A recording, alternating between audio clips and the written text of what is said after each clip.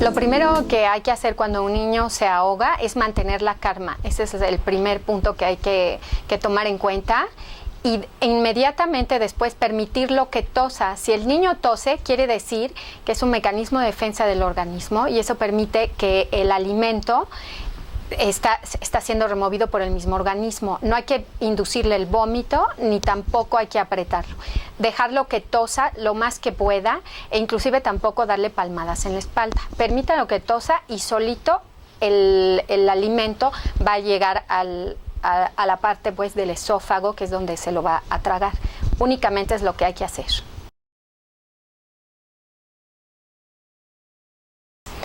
Bueno, las pérdidas insensibles pediátricas se divide en menores de 10 kilos y mayores de 10 kilos. Se escribió la contestamos escribiendo, pero de todas maneras la repito. Menores de 10 kilos hay que hacer peso, hay que poner igual a peso más 4, peso por 4 más 7, entre el peso más 90. Y en mayores de 10 kilos es el peso por 4 más 9 entre 100 más el peso.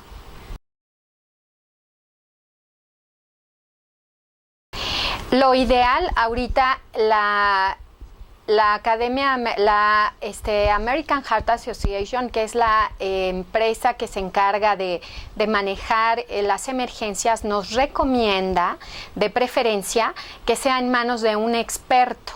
Sin embargo, existe una forma que es con una pluma, quitarle el dispositivo e introducirlo inmediatamente donde está lo que conocemos comúnmente como la manzana de Adán. Sin embargo, esto es muy peligroso, no se recomienda y tiene que ser en manos expertas. Si un niño se está ahogando, lo primero que tengo que hacer son maniobras de primeros auxilios. Si es un niño menor de 8 años, lo que tenemos que hacer es la maniobra de Heimlich, así se denomina. Esta maniobra la tenemos que hacer oprimiendo en la parte baja del estómago, en lo que conocemos como la boca del estómago, con el puño cerrado y con el pulgar hacer una J hacia arriba y ponerse atrás del paciente cuando es mayor de 8 años. Si es menor de 8 años, rectifico, cuando es menor de 8 años, lo que tenemos que hacer es ponerlo con la cabeza hacia abajo, inclinado, y darle palmadas en la espalda 5 veces de manera enérgica. Sin embargo, yo los invito a que tomen mejor los cursos de primeros auxilios para padres que se brinda en todos los servicios. Inclusive aquí en Médica Sur contamos con el CECIDEM, que es un centro especializado para que ustedes se comuniquen a este centro que está reconocido internacionalmente para que tomen el curso, que sería la medida más correcta. Nunca intenten nada en casa.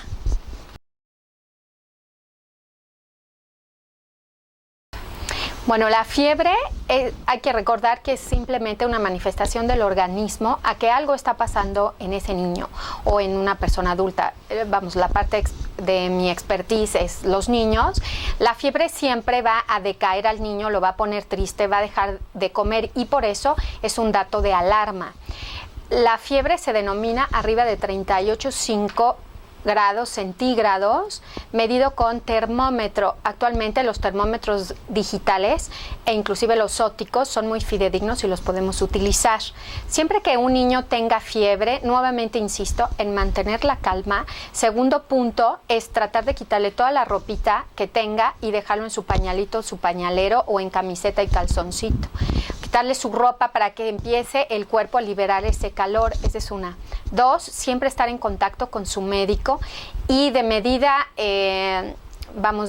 rápida podemos poner medios físicos. ¿Qué serían esos medios físicos? Bueno, ponerle una bolsita de hielos envuelta con una toalla en la cabecita, meterlo a bañar por 30 minutos con agua tibia, que la tolere nuestra mano como adultos, y meterlo a bañar 30 minutos y después sacarlo e inmediatamente acudir con su médico o al servicio de urgencia si esta no es controlable.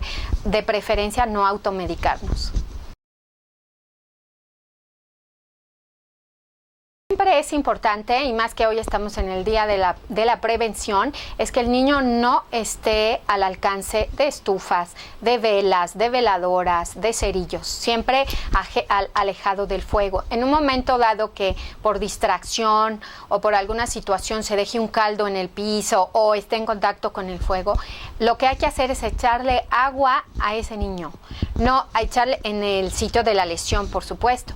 No hay que ponerle ningún remedio casero, ni pasta de dientes, ni cremas, ni nada que se le parezca. Simplemente hidratar y acudir inmediatamente al servicio de urgencias, a su atención.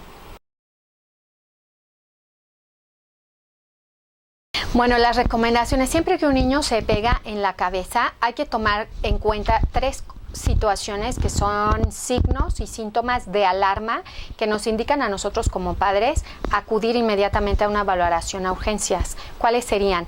Que después del golpe el niño presente vómito, que después del golpe el niño se pierda el estado de alerta, o sea, que se desvanezca y que no responda. Otro dato importante, que el niño nos manifieste que le duele la cabeza inmediatamente que se golpeó. Estos 3 datos son de alarma si son positivos, o sea, si el niño vomita, si el niño le duele la cabeza o el niño tiene alteraciones en su estado de alerta, o sea, está adormilado, inmediatamente acudir a valoración a urgencias. Otro punto importante, los niños generalmente están jugando, y más en etapa preescolar. Los menores de 5 años son más vulnerables a las lesiones porque están descubriendo el mundo. Entonces, lo que tenemos que hacer es la vigilancia siempre de un adulto, y si esta no es posible al 100%, pues por lo menos estar pendiente de que no suban, que estén en las situaciones de peligro. Otro dato importante, pese a que se esté moviendo el niño inquieto y se pegue en su cabeza, es nuevamente, insisto, en mantener la calma y ver que no haya perdido el conocimiento, que no haya tenido vómito y que no le haya dolido la cabeza. Inmediatamente acudir a urgencias.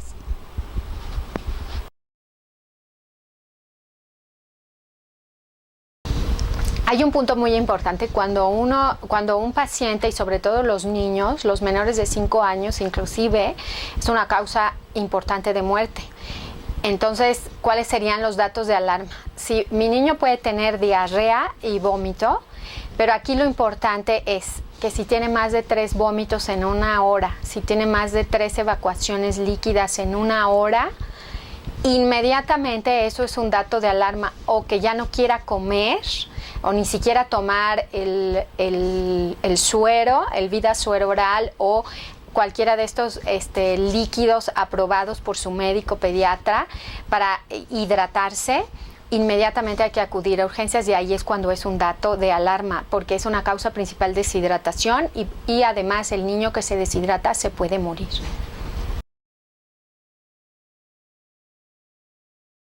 Nosotros, como médicos pediatras, recomendamos que cada vez que un paciente tenga urticaria, tenemos que determinar la causa.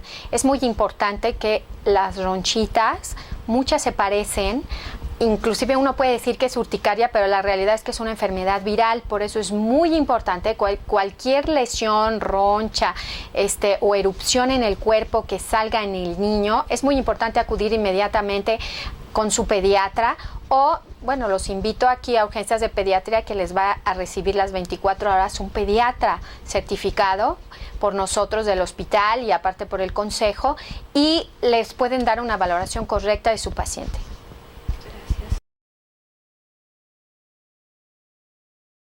El rango de temperatura normal en un paciente varía del sitio en donde tomemos la temperatura. Por ejemplo, en el oído normal va a ser de 37.5. Sin embargo, a nivel axilar puede variar de 36 grados a 37.5 grados. Cuando pasa de 37.5 grados, en cualquier sitio del organismo, ya sea rectal, axilar o en la boca, estamos hablando de fiebre.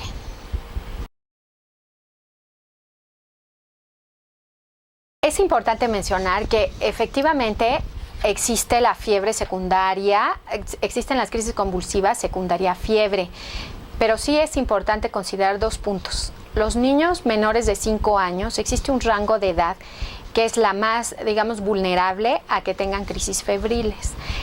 Generalmente es entre los 12 meses y los 36 meses de edad. ¿Esto qué quiere decir? Que los niños pequeñitos son los más vulnerables a tener crisis convulsivas secundarias a fiebre. Sin embargo, es muy importante la valoración de su pediatra porque tenemos que descartar que no tenga una infección importante antes de decir que es una crisis febril. Otro punto importante, existe ya un gen descubierto relacionado con herencia. Si en la familia hablamos de parientes cercanos, papás, mamás, tíos, que hayan convulsionado por fiebre en edades pequeñitas, o sea, menores de 5 años, es probable que los chiquitos puedan presentar crisis febriles, pero porque existe una transmisión familiar. Sin embargo, es importante siempre que haya fiebre, acudir con su pediatra o al servicio de urgencias. Es lo más relevante.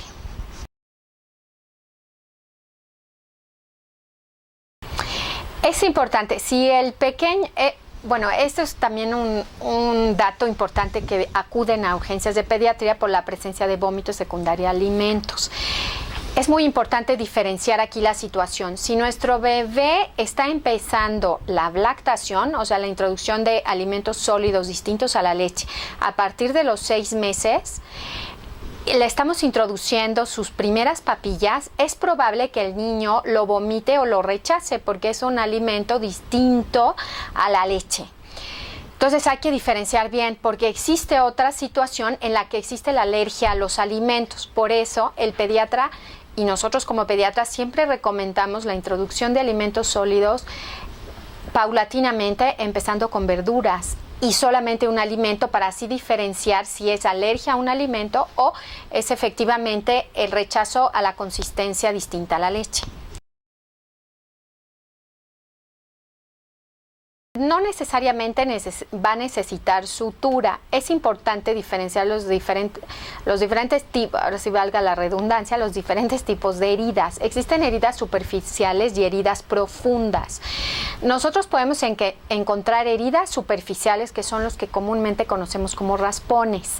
Esos generalmente hay que lavar con agua y con jabón, no cubrirla, sino nada más lavarla, inclusive poner alguna pomadita y una pomada aislante, pero se recomienda pura agua y jabón y listo, y no cubrirla si es un raspón. Si por ejemplo la herida se hizo con alguna arma punzocortante, me estoy refiriendo a que sin querer tomó el cuchillo y se cortó, o se cortó con una hoja, es importante que el sangrado, lo más seguro es que sangre, pero si este sangrado, pese a que yo le comprimo, no cede, o la herida se ve profunda. ¿Cómo sé que es profunda? Que inclusive se vea la grasa del organismo o el músculo. Entonces inmediatamente esa herida sí hay que revisarla. Generalmente otras heridas que son importantes son las de la cara. Sí es importante acudir al servicio de urgencias para la valoración de esta, si requiere sutura o no, pero sí es importante la valoración.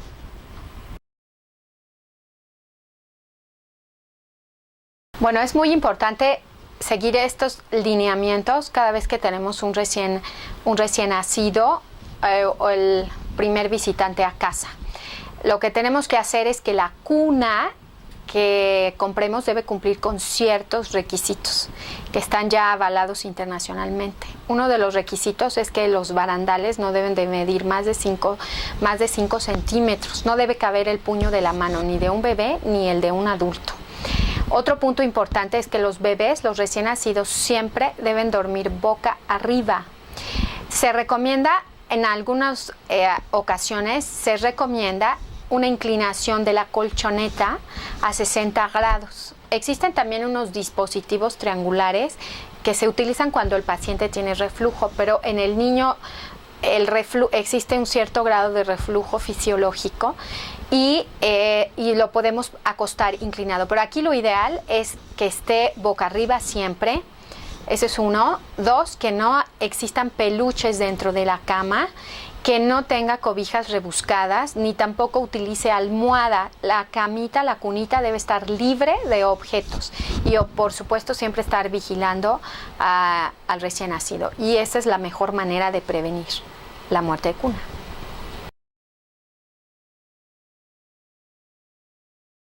Bueno, antes que nada, siempre los niños son muy inquietos y están descubriendo su cuerpo, y sobre todo los menores de 5 años. Pero aquí la medida principal es la prevención. Existen recomendaciones internacionales inclusive para el uso de juguetes. Los juguetes siempre deben de ser acorde a la edad, y de hecho los juguetes siempre tienen esa indicación para que los objetos pequeños no sean factibles de que el niño se los introduzca ni en la nariz ni en el oído. Entonces, primero que nada, esa es la primera medida.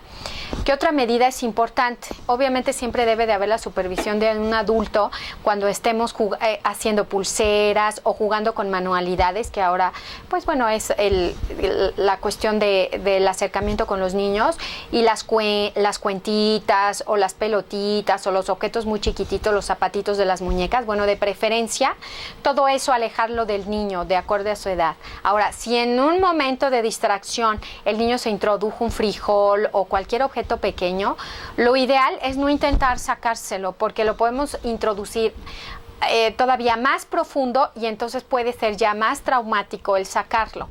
Si ustedes sospechan de que se introdujo algo en la nariz o en el oído, que es lo más común, inmediatamente acudir a urgencias y buscar al experto.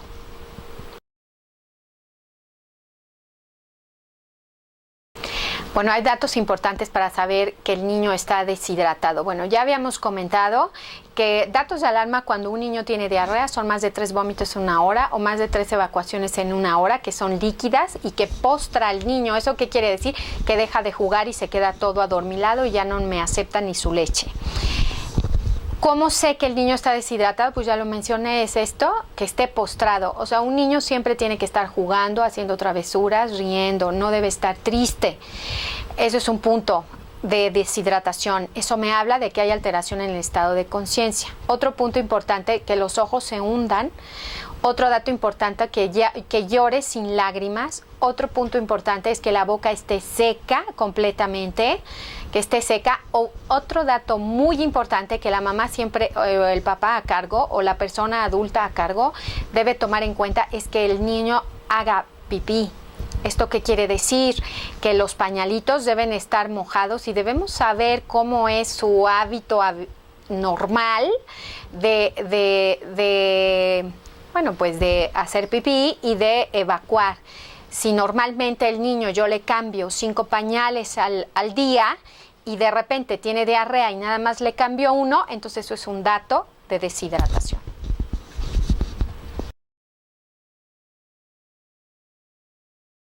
Gripa. Bueno, siempre es importante la revisión del pediatra, tanto del niño sano como cuando esté enfermo, para evitar la automedicación y sobre todo, que algo que es un valor muy importante aquí en Medicasur, que el paciente es primero. Entonces aquí, ¿cuál es el punto importante? El punto importante es cuando un paciente tiene gripa. Normalmente, como son situaciones virales, pueden durar 3 días, pero siempre tenemos que estar en contacto con el pediatra, porque después de 3 días, si no cede los estornudos, si no cede el lagrimeo, si no cede la fiebre, entonces ya son datos condicionantes a que necesita una revisión y probablemente se haya complicado con alguna otra situación. Por eso es importante la valoración siempre, que el niño empiece con fiebre, con escurrimiento nasal.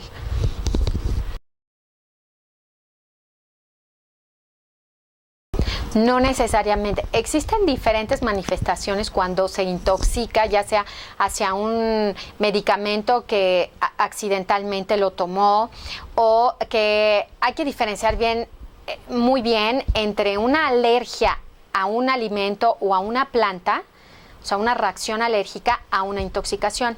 La intoxicación generalmente está asociada a, por ejemplo, medicamentos principalmente, casi un 70% de las intoxicaciones es por medicamentos, o bien porque no se etiquetaron de manera correcta residuos, por ejemplo, de cloro para el cloro que lavamos o estas cuestiones. Generalmente los síntomas cuando están intoxicados pueden ser desde vómito, desde diarrea, de manifestaciones en la piel, hasta estados confusionales. Entonces, ¿cuál es lo más importante a considerar en una intoxicación, ya sea por medicamento? Pues puede ser desde un vómito hasta crisis convulsivas. Entonces, lo más importante es que siempre acudamos al servicio de urgencias cuando tengamos la sospecha de que se intoxicó por alguna sustancia. Y siempre es importante mantener, o sea, la prevención es mantener todas las medicinas no al alcance de los niños, como constantemente nos dicen, y dos, tratar de, bueno, que todos los alimentos también no estén fuera de la fecha de caducidad, porque también es algo muy común que tomo alimentos, le proporciona al niño alimentos que están ya caducados y entonces puede generar una intoxicación alimentaria.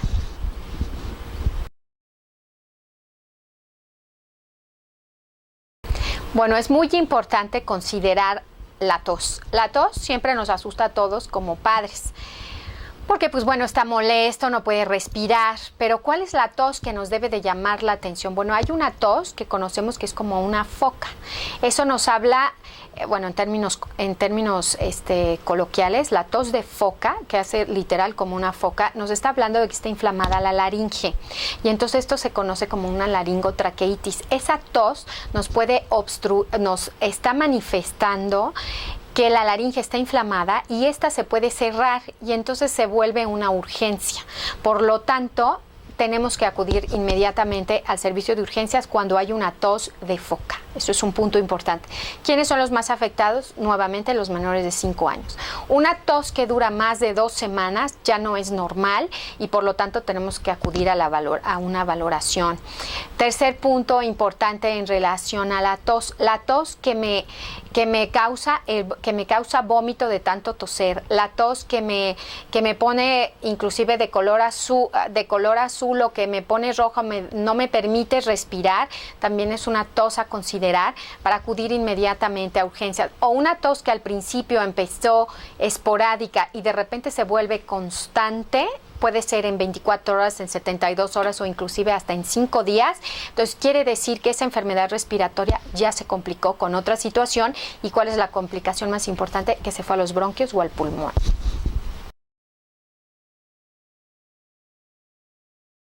Bueno, es importante considerar que los lactantes, generalmente son los menores de 1 año, todos pueden presentar hasta cierto grado cólicos. Esto es, si no están alimentados al seno materno de manera exclusiva, puede estar relacionado los cólicos con la ingesta de aire a la hora de tomar su leche con biberón. Es importante que cuando le demos biberón, de hecho hay que promover la leche materna, por supuesto, por todos los beneficios que tiene, pero cuando de plano la mami no quiere proporcionarle el seno materno y le da biberón a su bebé o por alguna condición del bebé tiene que tomar leche de fórmula, la leche debe cubrir por completo el chupón para que trague lo menos de aire posible y entonces es una manera de prevenir los cólicos, porque generalmente estos cólicos en los lactantes puede ser secundario a la ingesta extra de aire. Esa puede ser una medida. Otra medida, cada vez que el niño toma leche, hay que dejar que saque, que repita ese aire. Te puedes tardar hasta 1 hora o 2 horas en que repita, no importa. Lo importante es que saque ese aire para que no tenga los cólicos. Otro punto importante, quizás si no está alimentada a la fórmula, sino al seno materno, hay que considerar la alimentación de la mamá. Si la mamá ese día tomó una alimentación con irritantes o con, por ejemplo, verduras que producen mucho gas como brócoli, frijoles, espárragos o de plano comió mole, entonces esto va a la comida aquí clásica de México, ¿no? Con irritantes, y la mamá lo come, el bebé puede presentar cólicos. Entonces sí hay que estudiar el motivo por el cual el niño hizo cólicos. Puede variar o bien puede ser una manifestación de alergia a la proteína de la leche. Entonces sí es importante, como ven, acudir al pediatra para poder discernir cuál es la motivación de ese cólico, o sea, qué fue lo que ocasionó ese cólico, y así dar el tratamiento específico en cada situación.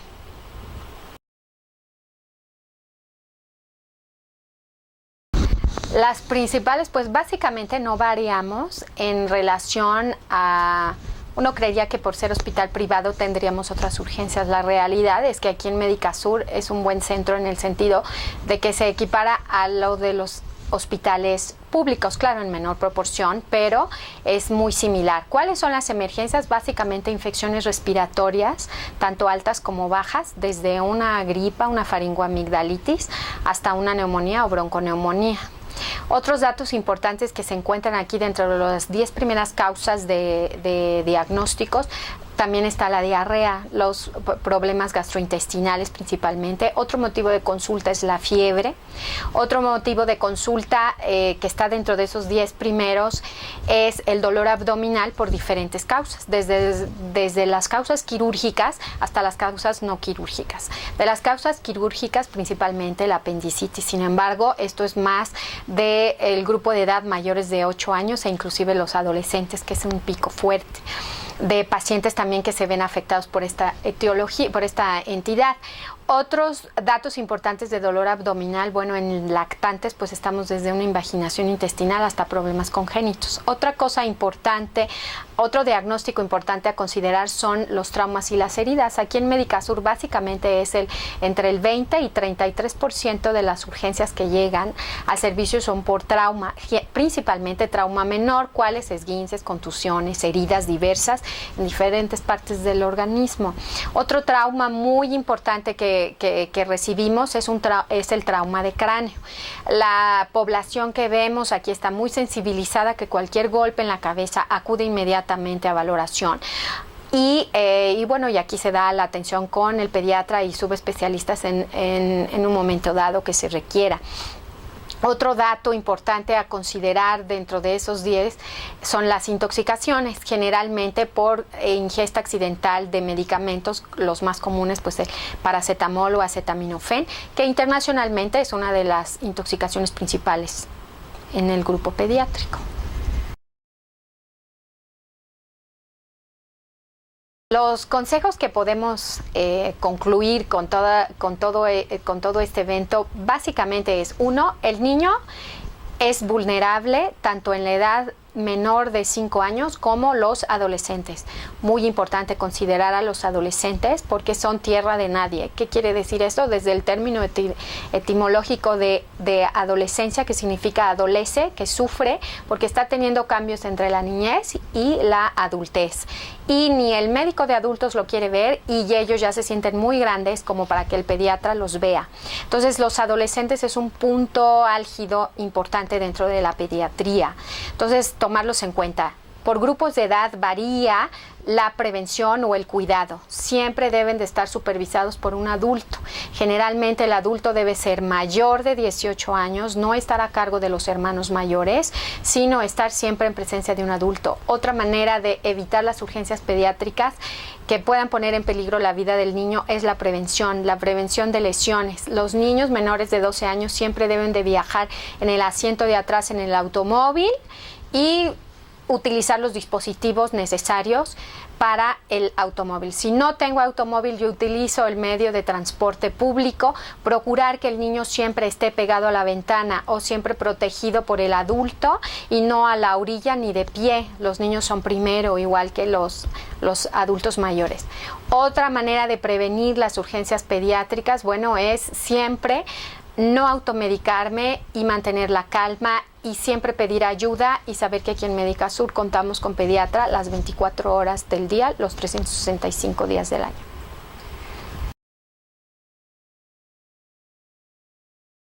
Básicamente, la atención de urgencias pediátricas consiste en que cualquier duda que se tenga en cuanto a la salud del niño, al comportamiento del niño o algún golpe que haya presentado, que es lo que ya hemos estado viendo, acude y es valorado inmediatamente en el primer contacto por el pediatra. Y sí es importante considerar que los niños, uno de sus derechos universales es que tienen el derecho de recibir atención médica inmediata, y ser atendidos porque son el futuro de nuestro país.